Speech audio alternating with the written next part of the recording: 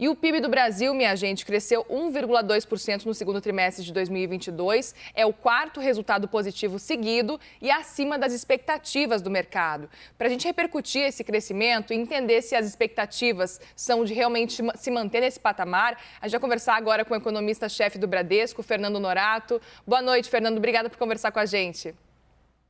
Boa noite, Muriel. Muito bom falar com você e com todos que nos acompanham aí na CNN. Fernando, quero começar entendendo quais foram os destaques para você do crescimento do PIB, então.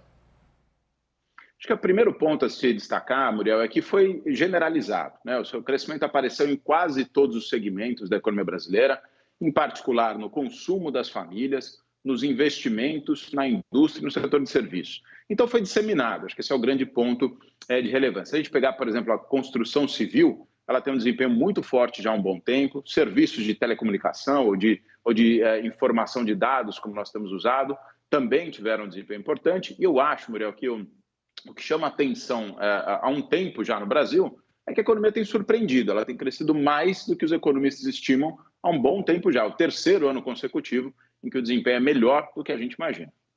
E quais foram, por exemplo, os motivos para altas em construção e investimentos que você falava há pouco? Eu acho que tem um componente, Muriel, que na verdade tem dois ou três componentes que ainda são importantes na economia, né? Primeiro, tem a reabertura plena, vamos chamar assim, né, do pós-Covid, que aconteceu ao longo do primeiro semestre de 2022, né? Porque você vai se lembrar, até o final do ano passado, alguns estados ainda estavam fechados, muitos negócios, né, e entretenimento ainda não podiam voltar. Isso voltou, digamos, a todo vapor no primeiro semestre. Dois, em segundo lugar, tem um efeito ainda, né, das taxas de juros que foram bastante baixas até mais ou menos o final do ano passado, e o crédito cresceu bastante, o crédito estava crescendo 17%. Isso ajuda, por exemplo, a explicar o setor imobiliário, a performance boa. E no caso dos investimentos, a nossa impressão é que a demanda cresceu tanto, quer dizer, o consumo de bens cresceu tanto nos últimos trimestres, que a utilização da capacidade está muito elevada, a gente vê isso em vários indicadores, e os empresários precisam começar a investir. Afinal de contas, depois de 2 anos com a economia parada, as empresas hoje estão pouco endividadas de um modo geral, então isso abre espaço para que elas possam aumentar o investimento. São os fatores principais aí por trás dessa expansão, tanto do consumo quanto dos investimentos e da construção civil. E quais seriam os setores que, na sua avaliação, ainda precisam melhorar e por quê? Basicamente, o setor de serviços ainda não se recuperou plenamente da pandemia, né? Afinal de contas, é o setor mais presencial da economia, ou de qualquer economia, envolve entretenimento, envolve lazer, e o que a gente vê do ponto de vista de emprego, né? O emprego tem retomado de forma importante nos últimos meses também, e isso é o principal fator por trás do crescimento de serviços. O serviço depende de renda na economia, que as pessoas possam estar saindo e consumindo. Então, eu diria que é o setor que ainda está para trás, né, nessa retomada. Quando a gente compara com outros períodos, com outras economias, é o setor que ainda está para trás, mas que vem, de certa forma, surpreendendo. E aí, Muriel, tem um aspecto importante, né, nos próximos meses ainda vai entrar no cenário a extensão do Auxílio Brasil de R$ 600, algumas outras transferências, a própria queda dos combustíveis, né, tanto por conta do petróleo que cedeu, quanto por algumas desonerações. Tudo isso vai melhorar um pouquinho a renda disponível e deve ajudar o setor de serviços a crescer de forma, eu diria, sustentada nos próximos 2 trimestres, nesse trimestre e no próximo ainda.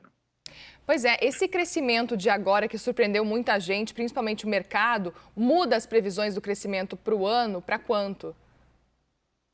Mudou, Muriel, mudou na prática, tá? Nós tínhamos, por exemplo, nós divulgamos ontem nossa nova projeção, nós esperávamos uma expansão de 2,3% para a economia nesse ano, agora nós estamos esperando uma expansão de 2,7%, e para o ano que vem, que nós estávamos com 0%, eu já explico por que tão baixa a previsão, mesmo para o ano que vem, nós agora esperamos uma expansão de 0,5%, porque é mais condizente com essas surpresas que nós temos visto, né? E é difícil até, às vezes, explicar isso para os nossos colegas, nossos clientes, muitas vezes, porque a economia tem vindo bem e aí os economistas têm dito, bom, mas ela vai perder força no ano que vem, né? Ela vai perder força, Muriel, basicamente por 2 grandes razões. Porque a taxa de juros hoje está bem mais alta do que no passado, né? Do que no final do ano passado, como eu mencionei. A Selic em 13,75 é uma das mais altas da nossa história. Então isso vai fazer com que o crédito perca força, que ele desacelere. E a economia global, na verdade, esse movimento de alta de juros não acontece só no Brasil, acontece no mundo todo, Estados Unidos, Europa, Inglaterra. e a economia global vai desacelerar. A China, que não está subindo juros, também está desacelerando, por razões internas, né, não ligadas à política monetária.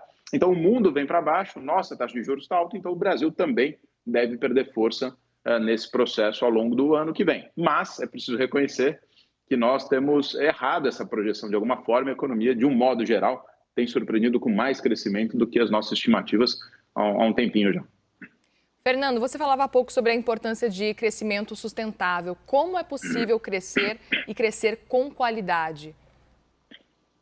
Aqui a gente precisa entrar num outro tema, né, que tem muito a ver com o pós-eleições, digamos assim, né? Tem um outro fator de incerteza, eu mencionei dois, né, que já são concretos, que é a taxa de juros e a economia global, mas tem um fator de incerteza, Muriel, que permeia a discussão dos economistas, que é qual ou quais vão ser as regras de gastos impostos do próximo presidente, quem quer que ele seja, né? Isso diz muito respeito a onde vai estacionar, onde vai parar a inflação no Brasil, onde vai parar a taxa de juros. Nós vamos poder cortar mais ou menos a taxa de juros. Eu estou vendo ao lado, você falou um pouquinho antes de eu entrar, do dólar.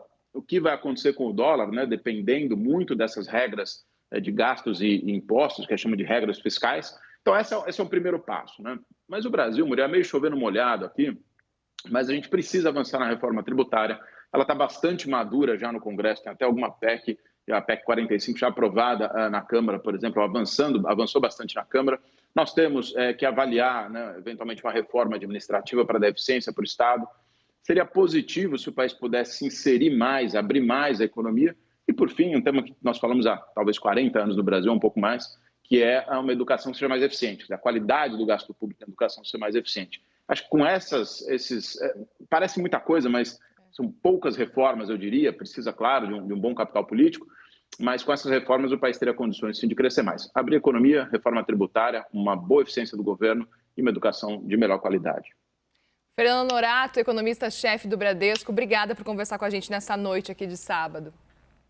Obrigado a você, Muriel. Boa noite a todos. Obrigada, um bom fim de semana.